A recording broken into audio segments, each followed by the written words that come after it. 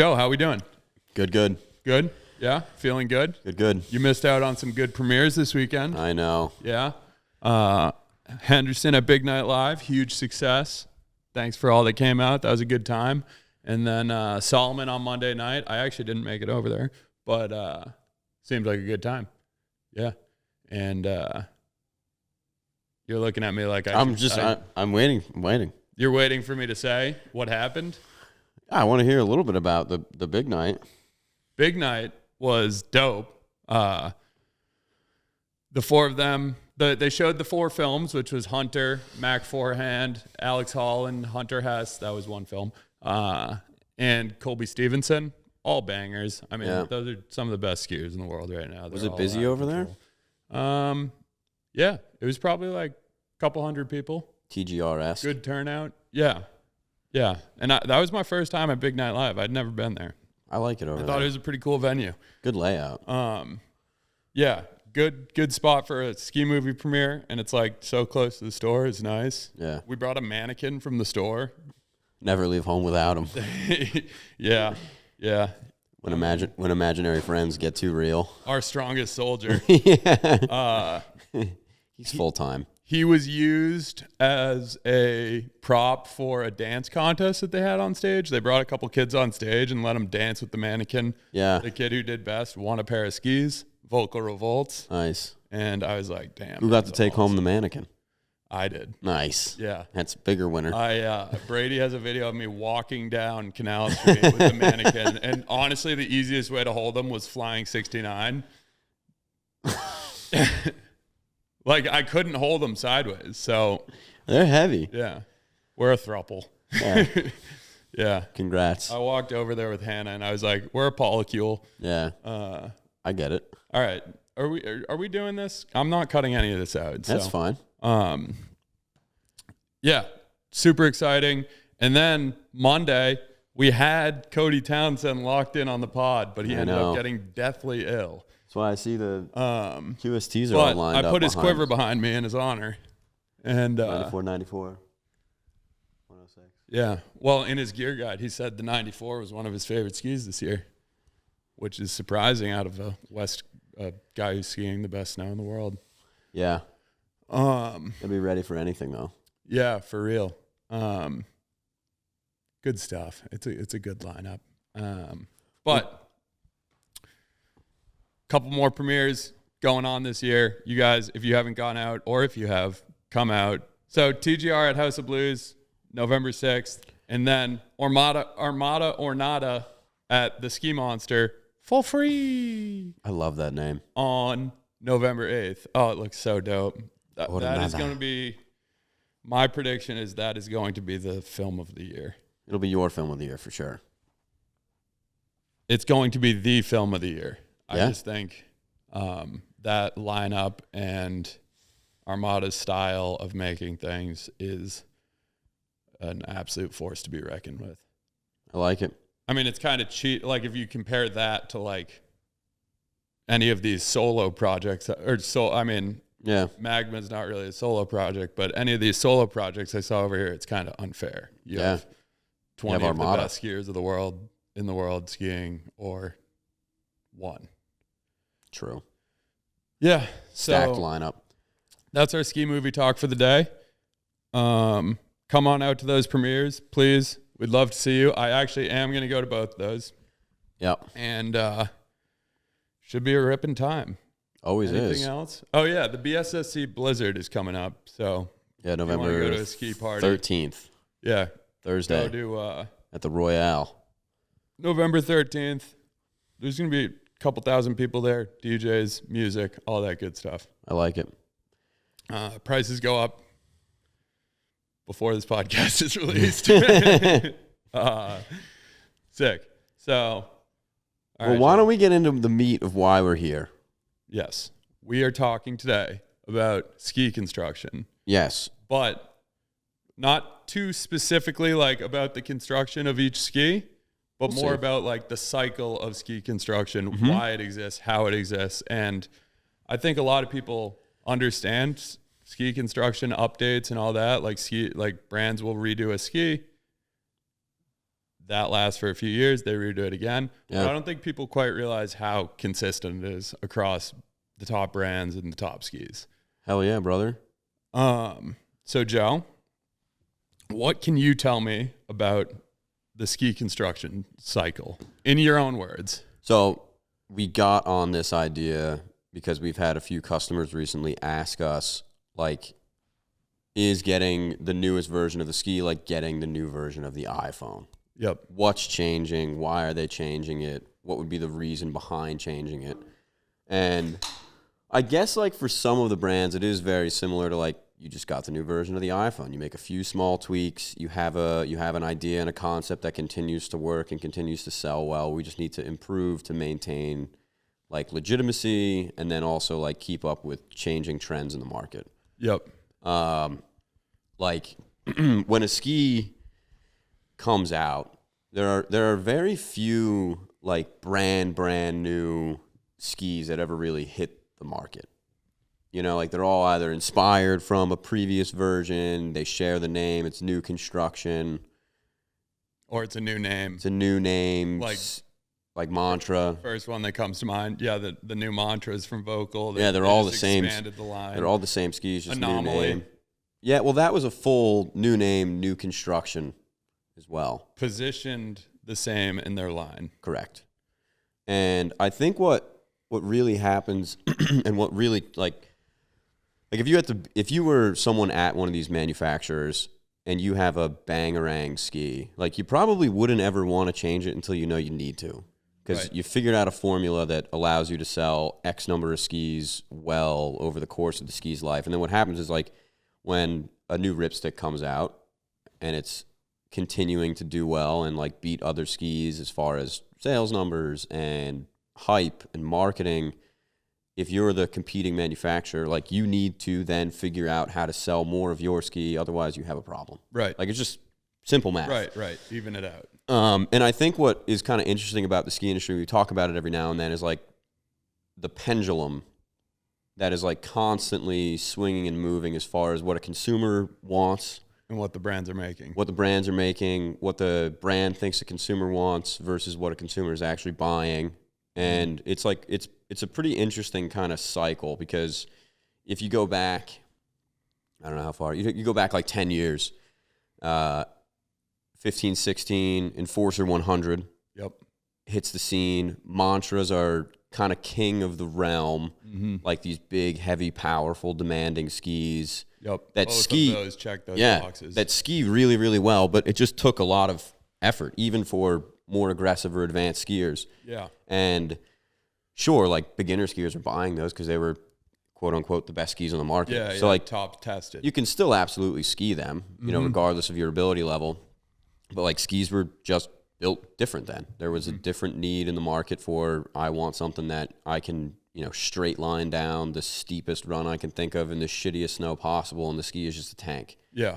And then, you know, go back, I don't even know how far, you know, 5-6 years ago when Ripstick started to really catch traction, which was a performance level that was nearly the same as an Enforcer and a Mantra, but a completely different feeling ski. Yeah. It's light, it's nimble, it's agile, but it still had, like, top-end performance to it.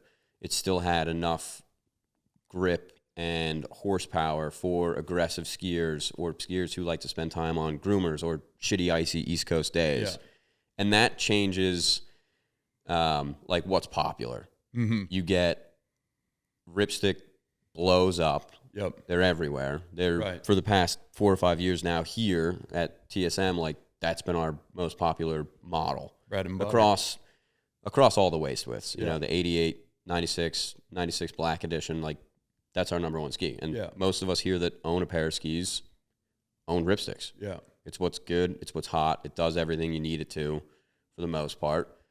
And then then I think for most skiers, the majority of skiers, like, this is a blanket general statement, but the majority of the skiers get on a Ripstick and it makes them feel like a better skier. Yeah, it's a little bit more forgiving. It's less intimidating.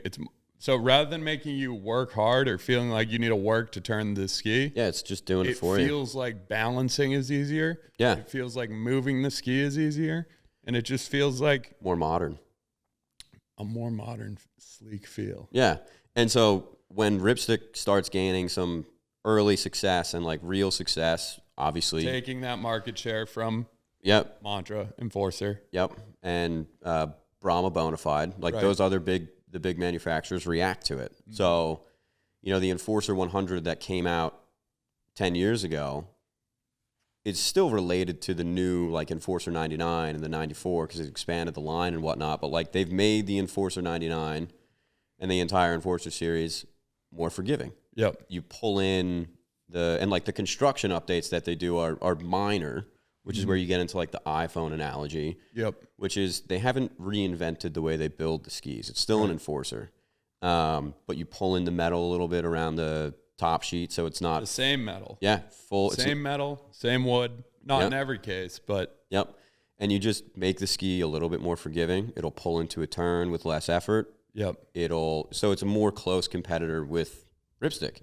And then you see like the success that new Enforcer is having. Yeah. Which is, okay, now I have another option next to a Ripstick. I'm an Enforcer guy. I don't want a Ripstick. It's maybe a little bit lighter than I think I need. Yep. Let me get the new Enforcer. It's still the same ski that I know and love. It's just new, improved, better, more modern, easier to ski without dumbing the ski down. Right. And I think that's where... Keep going. A lot of that added accessibility on the new Enforcer just comes from the shape. Yeah. The shape of the tip, the shape of the tail. I'm not actually, off the top of my head, I don't know what they changed about the tip, but I know that the tail is easier to release. And they took a lot of the inspo to improve like the 99 and the 94 and the 89 from the 104 free. Yes. So like give each of the skis a little bit more rocker. Yep. Take out a little bit of material, metal. Mm-hmm. And they killed the Enforcer 104 free on purpose. And just made it the Enforcer the 104. And they made that ski a little bit more powerful. Yep. So like it's a cleaner story there. And they still have the Unleashed. And now they have the Unleashed, which they didn't have 10 years ago. Right.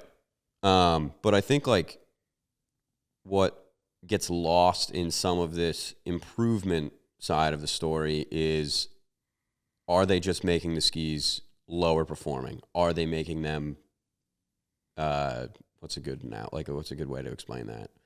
They're not making. They're making dumbing them down. Yeah, they're not. Are they dumbing them down? Like, are you losing performance to gain accessibility? Yes. And the answer is like no. In a lot of cases. Yeah, I mean, I can't think of one that stands out right now that like they come out with a new version and it's just like worse. Yeah. Or doesn't have the same top end unless there's like a real shift in like the way a manufacturer positions the ski. Yes. But like even Brahma Bonafide, you take a household name like that, household in quotes, it's skiing. Yeah. Cabin. Yeah. Condo. You take a condo hold name, second home name. Third. And like the Brahma Bonafide was known to be like for more advanced skiers. Thing feels like it's on rails. It's limitless. You can't find the top end to it. And then they launched the Anomaly, which like got rid of a Brahma Bonafide, more like powerful feeling name. Yep. You make the name more accessible. You make the graphic look a little bit more friendly. You make the ski more friendly at low speeds. And then the skier that's coming off of the Bonafide is looking at this Anomaly 94 and they're like, is this just the worst version of what I had? Mm-hmm. And the answer is no, it's not. It does all the same things your Bonafide does. It's just, you know, I keep saying more modern. Like it just feels easier to tap into all the performance the ski offers. And I think modern is a good term because it's like this is the era of brands figuring out how to make skis easier to ski without losing the top end performance. It's like cars, honestly. Like, right. You get like the steering assist. It's not making the car drive slower. No, it's making it drive better. Yeah. Everything just works better. Everything's more well-rounded. They're easier for everyone to handle on all ability levels. And like the goal at the manufacturing level, they don't really care about who's using their ski as long as many people as possible are buying them. Right. So like, obviously. I'm interested to see the next cycle because we got a handful of iconic skis rebuilt last year. Yep. And all of those that come to the top, I mean, they all nailed it. Yep. So it's like the next challenge is going to be, Yeah. how are we going to make these better? Right. And then also, like, where does the consumer kind of thought go from there? Because now Ripstick's a prime example. We've sold personally a ton of Ripsticks. There's a ton of Ripsticks out there now. We're starting to see people that bought Ripsticks 5-6 years ago come in and they're like, hey, I had these Ripsticks. I was a X level skier then. I'm skiing differently now. My preferences have changed. I think I want something different. Mm-hmm. And the different move for that kind of skier is a ski with metal in it. Is generally a ski that is closer to that more demanding story. So I'm curious to see, like, does the pendulum swing back to where it was like 10 years ago? Or because these manufacturers have invested dollars, time, resources into making these like more forgiving, agile skis, like you said, like, where do we go from here? Right.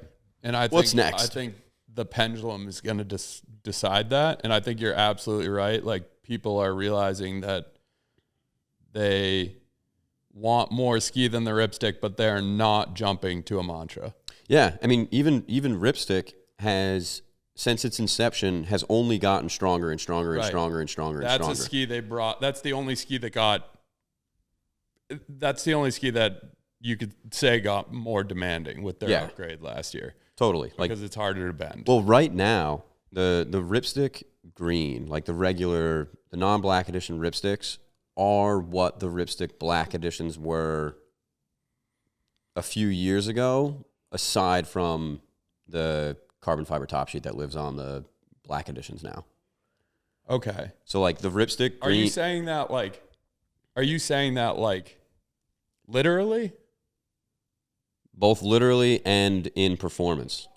Like, if you were to go take, like, my AT setup is 2021 Ripstick 106 Black Edition. Mm-hmm. If I were to get on the new Ripstick 108, that Ripstick 108 is more ski than my Ripstick 106 Black Edition. Sorry, I got a little distracted by whatever was going on out there, but you get what I'm saying? But it's different construction. Correct. It's not. They didn't take the Ripstick Black. No. Put a new graphic on. But it. like, as far as like the apples to apples comparison of like what ski is more powerful, even though I have the Black Edition, right? The new 108, which is not Black Edition. But I guess my question was: do you mean it's literally the same ski? No. Okay. No, it's not. But like, they've taken some of These are clarifying questions. Yeah, they've taken some of the construction characteristics from their top performing, like on snow performing ski, and they pump it into the regular edition, and then they pump the Black Edition up. Right. So like, those skis really have just gotten more and more and more performance oriented, while also still trying to maintain like what Ripstick is known for, which is like forgiving, easy to balance on, all these things. QST is another example of skis that have gotten stronger, more powerful. Right. Like the 92 that this 94 replaced, they're like completely different skis. Noodles. Yeah, the 92 is a noodle. It was awesome off trail, super forgiving. Very fun for certain skis. Easier to ski than a Ripstick. Yeah. Soft, playful.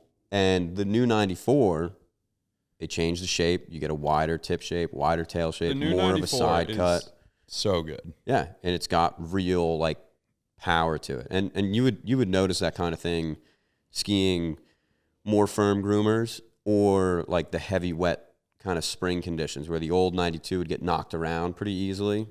New 94 feels more like it's on rails. It can actually, like, when you stand on it, like, it will give some back. It eats up the chatter a little bit better. Doesn't feel quite as noodly. Right. But it still has the QST personality, which is so important. Because, like, if they turn that ski into a stance, like, we'd have a problem. Like, forget stance exists in this hypothetical. But, like, if they'd made that big of a jump with it, it'd be like, what the hell? Yeah. Like, this isn't the QST anymore. You got to rename the ski. Yep. And that's, I guess, one of the challenges, too, that they probably face, which is, like, how do you continue to make these improvements without changing where the ski lives in their catalog?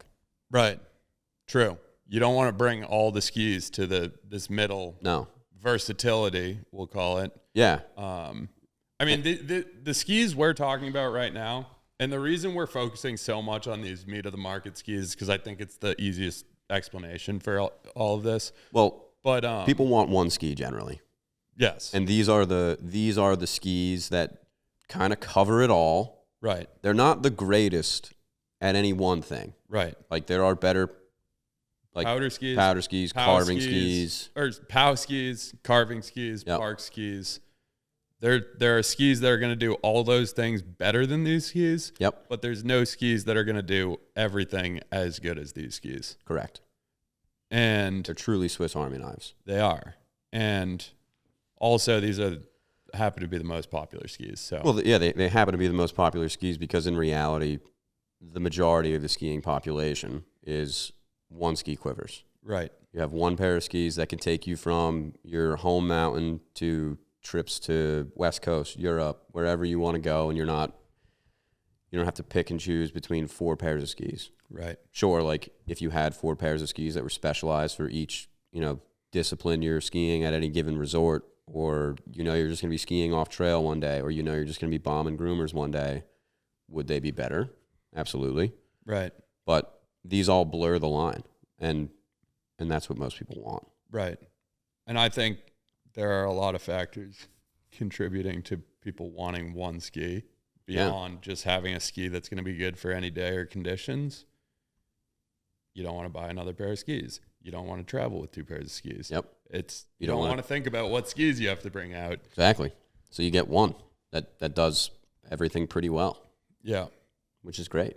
And you have 4 pairs of the same ski. I do. I do. I'm unique in that way. Yeah.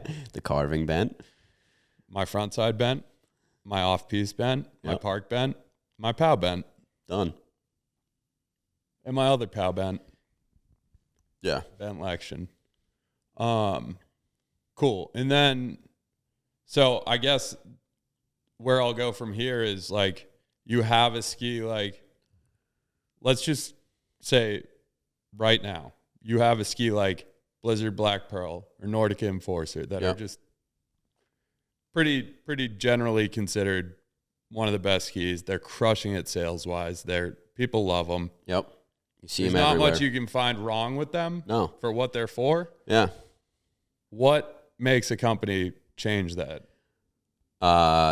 It could be a myriad of things. Like it could just be, and honestly, like they're not changing a ton about them. It's the iPhone analogy. Like you might just decide, like Enforcers pretty consistently are every year they get new, or Santa Ana's, they get new graphics. Keep the ski fresh. Give it like a facelift, just graphically speaking. New picture. We talked about that one time. And that like keeps the ski relevant because like it's new in quotes. It's the new color. The color scheme of the ski might be more like on theme with popular colors at the time. Yeah. And then what would inspire someone to change them is how well is it doing next to the other like benchmarks. Yeah. Is there another ski that's hotter than this right now? Yep. And you make a tweak. You're like, how do we gain some of the customers that are buying Ripsticks? How do we gain some of the customers that are using or buying anomalies? Mm-hmm. So like that's what they're thinking about at Nordica. Mm-hmm. Like when we did Enforcer prototyping, is that to me or to the flies? That was a fly. When we did Enforcer prototyping before they launched the newest version of Enforcer, we went out and skied Enforcers from previous seasons. So there's your benchmark. Is it better than what we had? Yep. We went out and skied it next to Black Crow Serpo. We skied it next to an Armada Declivity. We skied it next to, at the time, Brahma Bonafide. The Nordica guys did not have the newest version of the Anomaly. And you're kind of trying to find out where does that ski live on a ski wall. Right. Is this something that a retail store can confidently say, like, this is good for you, this is why you would buy one of these, and this is why it's better than X, or like the home of the ski itself. Yep. That's what you're looking for. Yep. And that's why they would decide to change it. Like when, and like another example of maybe not changing a whole lot would be, on that same trip, we also were skiing new declivity prototypes. Yep. And we were skiing current declivity.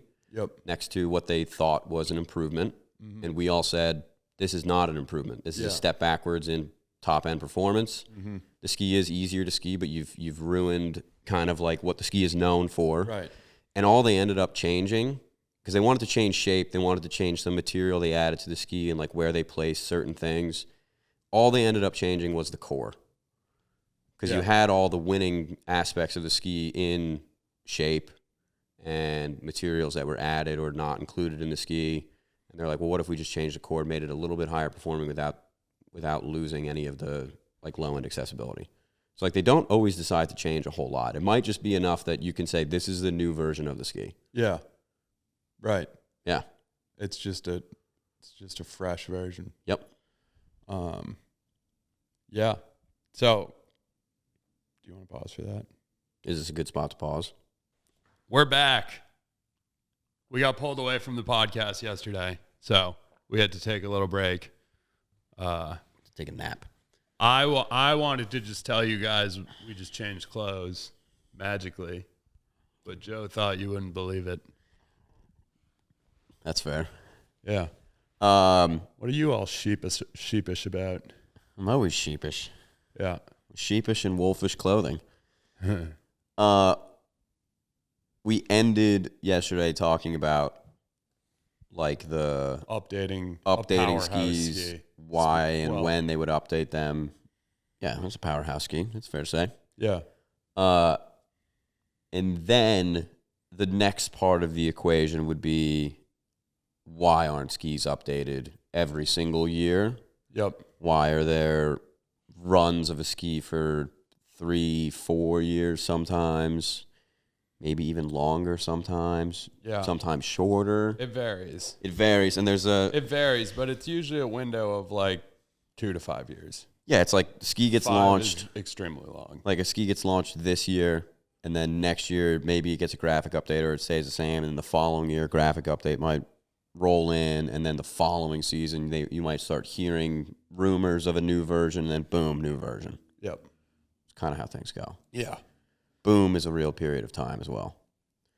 It's like boom. Yeah, but well, boom is immediate. Yeah. Boom is like right now.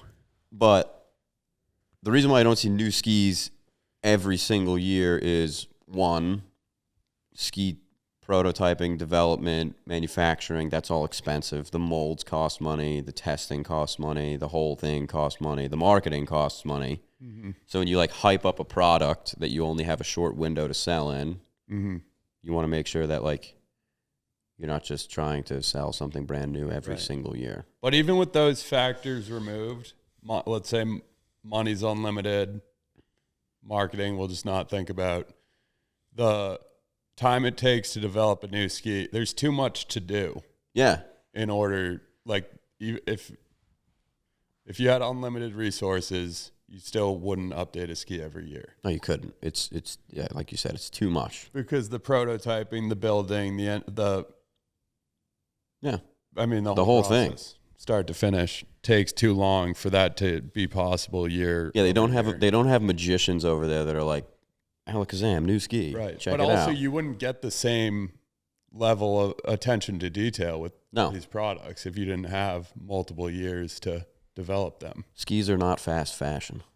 Right. I don't think ski manufacturers are at all like, we need to get this out quickly. No, very rarely. Yeah. But like these companies, like they build out, like right now, they're probably working on skis that are coming out in like 2029. Yeah. Like they have real 5-year plans. Yeah. I don't even have a 5-year plan. No, you don't. No. Fly by the seat of my pants. Yeah. Like prime example of like long runs of skis, like good skis. Fisher Ranger hasn't been updated a whole lot since the new version of it came out in That's the one that 22 sticks out to me. Yeah. As a ski that... And like it loses a little bit of its like kind of buzz for sure. The graphic hasn't really changed. The colors have changed a little bit, but it's kind of getting lost in the mix because there are so many new skis that surround it. Yeah. But I mean, when that ski comes out, like when the new Ranger comes out, like that will reignite the Ranger passion. Yes. the Ranger buzz will come back. Yeah. But that's really the only way for Fisher to recreate that. Yeah. Like you can't, like the buzz is steady in either direction. It's like, sorry, I'm distracted by that trash. Hold on. Just go tell them to be quiet. But can you hear me? All right. Well, what I'm saying is, was it Chris? No. Well, I'm surprised because Chris I determined the other day is our loudest employee. No, I get what you're saying though. But Ski gets released 4 or 5 years ago, whatever it was, and there was a lot of buzz about it because people loved the old one so much. And then that ski did great in the first couple of years. And then since then, I'd say it's just gradually kind of gotten lost in the mix. Yeah. And there's no way to reignite that without reconstructing the ski. Yeah, because everything else has just been updated and improved, and even just as minor details like graphics. Right. So, I mean, still a good ski. Kind of explains pretty plainly why brands do this thing where they reconstruct their skis is because there's literally no way to get that ski back into back at the top of the conversation. Right. You need to create buzz through technology improvements and construction updates. Right. And some brands are really good at that. I mean, most ski brands are pretty good at that. Like when a new product's coming out, everyone's pretty excited for the new product. Yeah. Even if everyone's launching a new ski in the same kind of cycle. Right. The hype that's around each individual company is probably equal. Mm-hmm. And then the first season that it's new and being sold to the end user kind of dictates which one will be the top dog for the following couple of seasons. Right. And I think it's also interesting too, depending on where you're getting skis from and where you're skiing dictates what skis are hot in those zones. Yeah, for sure. And that kind of goes back to what we talked about in the last podcast where these cult followings pop up. Like if you go out to ski at Snowbird, in particular, you'll see tons of Dynastar M-free skis. Yeah. That's one we totally missed on the cult following pod, the last episode, but that's exactly right. Yeah. There's pockets of the country of culty buzz-like things because that's where they're selling all of these skis. Yeah. Which is kind of interesting. It is interesting. Because that ski still is hot out there, but I can't think of it. What do you think's a ski that's super hot around here that you wouldn't see out west? That would not like a Carver. All mountain ski. That offers full waist width up to soft snow skis. In the all mountain category, that's a really good question. I don't know. Maybe this is totally just off the cuff. There's no factual basis to this, but a mantra. Is there factual basis to anything we say? No, it's all made up. Yep. A mantra. Yeah. That feels kind of more likely to see those around. It feels like a New England ski. Yeah. In my opinion. Maybe that's just because that's where we see them and ski them. Yes. But we don't have a ton of people that come in here. They're like, "Oh, I'm going out west. I think I need a mantra." It doesn't quite enter the convo. Yeah, we're going on a heli skiing trip. I'll take your heaviest option. We're gonna get roasted for that one. Wait, am I gonna get in trouble? No. From the mantra fam. Oh yeah. That's all right though. Let's see. I'm trying to think of a ski that would fit that. I don't know. I think that Dynastar Sender Free series is much more popular out west than it is here. 100%. Well,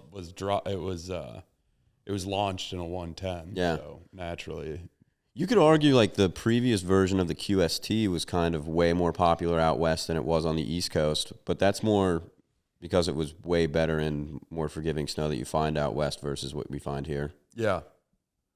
True. Yeah. And that ski was pretty popular around here. Yeah. Much to my dismay. Dude, you can say anything about that ski because they fixed it. That ski's awesome. Go ahead. I just completely lost my train of thought. I was thinking about. He had a point. I was thinking mount point just like randomly popped into my head. I don't know why. They changed the mount point on the new QSTs. Oh yeah. You know what's interesting? This is a little off topic for what we've been talking about, but I look at that ski and it looks like less directional than the old one. The first time I saw it, I thought it was, and then it wasn't. You're talking 92 versus 94? Yeah. You think that looks less directional? Yeah. Huh. Maybe it was because, you know what it is? Placebo. Because the last one had like a little bit more of a pointed tip. Okay. Yeah, I could see that. You know, this one's a little rounder. Yeah, I looked at the tail when we first saw the 94s, and I was like, this is a way more directional shape. But you're looking at the tip, I'm looking at the tail. Yeah, yeah. It's Two types of people. Right. Yeah, tomato type things. Tip, tail. But you could really still rather ski on that bad boy. We could really run with you look at the tip versus the tail first. We probably shouldn't, though. No. Definitely not. Probably not. Probably a bad idea. Specifically tip. Stop saying that. The tip. But also, like, as far as, like, that part of that prototyping phase, too, when they're building new skis, like, they might figure out the construction of a ski and then spend 3 months figuring out mount point. Yeah. Like, when we do a lot of prototyping stuff, they'll have, like, 3 or 4 different skis with minor changes. The Anomaly would be the most recent thing that I can think of that we had, like, a prototyping day. There was, like, 3 or 4 different models of, say, the 88. Slightly different high cut. The core was slightly different, but, like, relatively the same ski. And they had set up the demo bindings in different areas. You know, either, like, 7 back, 8 back, 9 back, 6 forward, like moving that around, and that does change the way skis feel. And I think that's a pretty interesting, because you could sit there and talk for hours, and that's where, like, personal preference comes into play. Like, where do you think this thing skied its best? And they have full-blown meetings about that. Yeah. You're like, I think it skis best here. I think it skis best here. And then you just go around and around and around in a circle. Yes. A new project that we can't really talk about. The ski is essentially done. This is that trip I was on in Stowe later in the spring. No, I know. You're real excited about it. But we just skied different mount points. Everything else was exactly identical. And what's your take on that? On mount point? Yeah. I think it varies from ski to ski. I generally like a ski that is maybe a little bit more forward than a true directional setup. Give you more tail. Yeah. I just find it easier. Yeah, Classic mostly. tail tester. Yeah, I'm a tail tester. Yeah. I like to lean All back. he cares about is the tail. That's why when you looked at the QST, you just looked at the bottom of the ski. Yeah, I was like, that's going to be nice when I'm sitting over it. Wheeling. Yeah.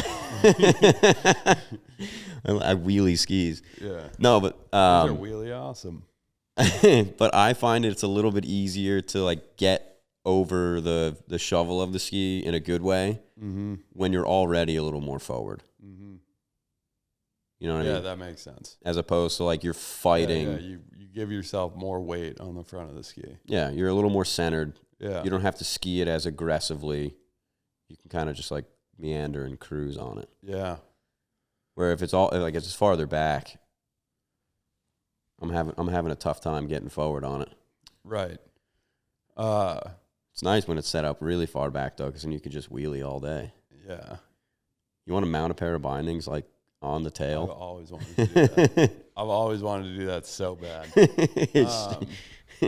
But nothing but tip. You're finalizing a pair of skis right now. Yeah. You're between 2 mount points within a centimeter of each other. Are you spending a lot of time on that decision? You personally? Me personally? No, I don't think so. Like it's pretty easy. Like 1 centimeter doesn't sound like a lot, but it does change like the feel of a ski. Yep. Certain things become easier. Like not all skis should be mounted at the same mount point. And you know what I mean? That was the most obvious thing you've ever said. You know what I'm saying though? Like it's pretty evident what I prefer, like to myself. Yes. Like I know where I like a ski mounted. Mm-hmm. And like 99.9% of the time, these manufacturers get it right, and I just go with the recommended. Yeah, for sure. Because they've spent hundreds of hours on it. Yeah. I got to be honest, I've never gotten on a ski and been like, this isn't the right mount point. Well, you ski everything center mounted. I will say I have been on a ski and I've been like, this is way too far back. So I guess that just contradicted my first statement significantly. But that's only like if I'm on a pair of if I'm demoing like a pair of twin tips and they're not. Yeah, they're 9 back from center. You probably want it closer to center. I'm like, this just feels wrong. Yeah. It's just, yeah. Like we had a pair of demo bents before I started building my bent Lexion. That's what I used to ski on. And I would like slide the demos up. Yeah. Rather than. You were skiing it forward from center. Yeah. They feel so good switch. They feel so good switch. We really went on a little bit of a mount point tangent there, but that's all right. Dude, but like another thing I will say, and this is a little bit more niche because not everybody skis park. In fact, 3 people probably do nowadays that listen to this podcast. But I think center mounting skis is kind of stupid as well. I think true center. True.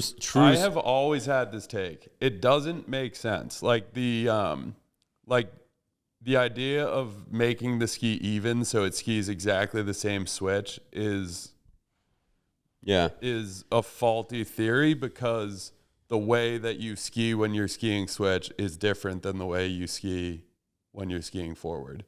When you're skiing forward, your weight's going forward. Right. When you're skiing backwards, your weight is going backwards.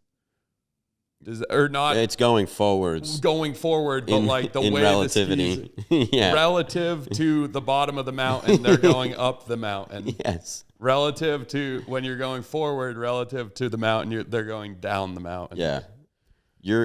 I'm with you. I think one of the other things that gets like misconstrued with someone comes in, they want a ski mounted center is, do you want it center like numerically? Like you want to take a 172 and divide it in half and put the binding midpoint right there? Because the ski is not balanced like that. Yeah, it's not built around the mount. It's not built around the center. It's built around the mount point. So those numbers on the... It doesn't make sense. Like we try and tell people, let's do balance center. So like you find the balance point of the ski, and that basically ends up being on most skis like kind of a centimeter or so back from center. Mm-hmm. And then everything is weighted appropriately as far as the ski goes. Yep. I don't know. If a manufacturer says this ski is symmetrical twin tip construction, is the balance point going to be in the middle of the ski? I don't know. We should try it. What's T-walls? T-walls. We could try it. I doubt it, I think though. T-walls might be our only true symmetrical twin ski right now. I don't know, though. We would have to find out. We'll get the screwdriver. Balance center. Sounds good. We'll find it. But anyway, we can get off the mount point tangent. The people need more mount point content, though. I think so. Because that is the thing you talk about when you've run out of things to talk about. It does change a ski's like complexion. Yeah. And I do understand why people have preferences about it. It's okay to trust the manufacturer, though. They probably know better than It's okay to have preferences too. Yeah. If I had it my way, you just kind of slap the binding wherever you want. What looks best. Right by the tail. Yeah. No heel piece. Or just heel piece. You'd probably stay locked in. Yeah. Guys, look, I'm skiing with just a heel piece. Isn't that so dangerous? And then you start going, you've never been more locked in. I know. We'll try that too. Yeah. There's a lot of things we could try. But to round it out, like ski construction, when skis get updated, how skis get updated, how often they get updated, and why, really just comes down to the basics of the life cycle of a ski, the marketing cycle, and then consumer interest in the product, what's hot, what is the general consumer looking for in an all-mountain ski, and that's how these manufacturers, they're both like reacting to it, and also they're trying to hedge the bet that they're assuming, because right now, like we mentioned, they're working on skis that will come out 3 seasons from now. So they're kind of guessing based on data today. Hopefully they like the thing that we launched 2, 3, 4 seasons from now. Right. Which is an interesting kind of conundrum for them to be in as a manufacturer. Because there's some prediction Yeah. that needs to be done. And luckily, though, these changes do happen like frequently enough that skis, that everyone kind of ends up building a pretty okay ski. Like no one really builds a bad ski. well, even since I started, like 5 years ago, like the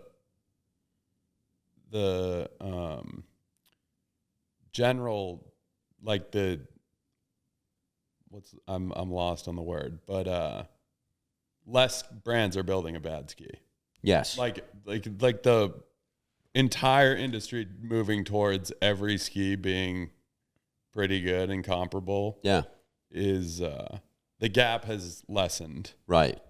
Like you can line up the most popular skis from each manufacturer that live in the meat of the market, one-ski-quiver type skis, and you could pick one pretty blindly and you'll have an awesome time. Yeah. It's subtle nuances and personal preference that would sway one person one way or the other, or just the way they look. Right. And the last point I want to make is that the reason like this meat of the market is good to focus on with this discussion is because I think that's where you see the most change. Yeah.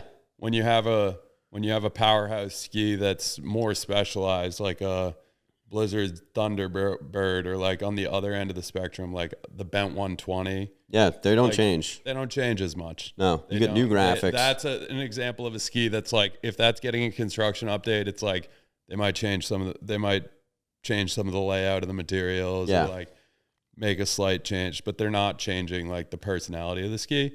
Nope. And really, I think the reason for that is those skis they're a little bit easier to find who they're for because they have they're specialty jobs. Yeah, they're specialty they have skis. One job. And then also like they don't need a marketing machine. No. People know they love them. And also like those skis in units sold into whatever market are much smaller. They pale in comparison to someone buying like a Bent 100. Like Bent 100 is in the thousands that come into the U.S. Bent 120 is I probably not. Very small potatoes. It's a handful per shop. Yeah. Just buy the meat of the market ski. You'll have a great time. Yeah. You can't go wrong. Be honest. You don't need a POW ski. Especially when you go on trips with us, it never snows. Yeah. You just slush ski. I just got a POW ski. You did. Still unmounted. That'll be unmounted for 4 years. Yeah. You'll wait for the new one. True. Oh, dude. Ben Chetler's new trailer just dropped. Yeah, today. Good thing we took a day gap. We took a breather so I could plug it for my boy Chris. Now I'm definitely going to the Sphere next year in my Benz. I'm gonna wear my Benz in the Sphere. You think they would let you ski in there? Yeah. I'm just gonna say it's my footwear. Is there? You should at least. I don't think they'll let you in with skis, but definitely boots. They let Bob Weir wear Birkenstocks. True. They would let you in with boots, though. Actually, he's barefoot nowadays. That's kind of gross. Just saying. Don't disrespect the hippie culture. I'm not. What were you going to ask? If they would let me wear boots? They would definitely let you wear boots, I was saying. Mm-hmm. I don't think they would be cool with you walking in with a 191 bent 110 strapped to your feet. You'd have to buy like a full rower. I'm clicked in. You realize, yeah. I know. You realize I'm clicked in this hypothetical. Or it's not a hypothetical because it's actually going to happen. No. But I think that's a bad idea. That way if I see Chris there, he knows you're committed. He'll know. Or he just thinks you're a psychopath. Chris? All right. What are you doing here? I was not expecting to run into you. Oh, my shoes? Thought you would recognize them. All right. Any final thoughts on ski construction? No, I was wondering if you had any final thoughts. No, I mean, we could talk for a long time about why, how, and when skis. You could talk for a long time about Mount Point. Speak for yourself. I was talking about why, how, and when skis get updated and when it makes the most sense and the life cycle of skis. Yeah, and I think that's very good information for people to have. Yeah, there's more. There's plenty more. There's more, and we will talk about more. And if you guys want to drop a comment on what you want us to talk about, give us a message on Instagram. Yeah, ask us when we think new skis are going to come out. We're trying to be more interactive, so you know what it is.